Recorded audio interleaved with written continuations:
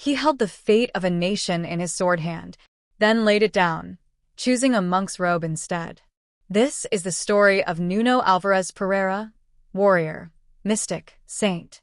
Welcome to the Saint's Path.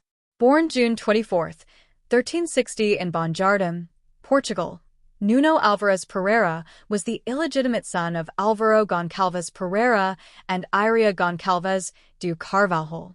He was legitimized early, trained as a knight, and by his teenage years entered the service of the Portuguese court. As Portugal's independence hung in the balance after King Ferdinand's death, Nuno threw in his lot with John of Avish and moved boldly into conflict. On August 14th, 1385, at the famed Battle of Aljubarrota, with a vastly outnumbered force, his tactics secured Portugal's freedom. But even as the Holy Constable, he wore the Cross of Mary on his banner and kept Wednesday, Friday, and Saturday fasts in her honor. After victory came lordships, countships, honors, lands. He became Count of Aurum, Barcelos, and Ariolos. But his heart was not in earthly crowns. After his wife's death in 1387, he refused remarriage. He resolved upon a single vow, to serve God above all. Nuno gave most of his fortune to his former soldiers and the poor, refusing to live in luxury. Then in 1423, he fulfilled a vow.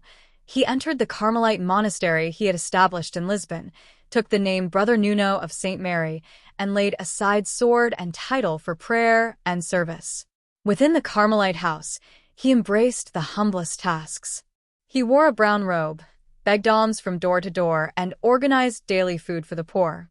His devotion to the Eucharist and to Mary deepened. He fasted, prayed, and lived as if heaven were near, because he believed it was. His spiritual writings and witness inspired many. The great soldier became a quiet mystic.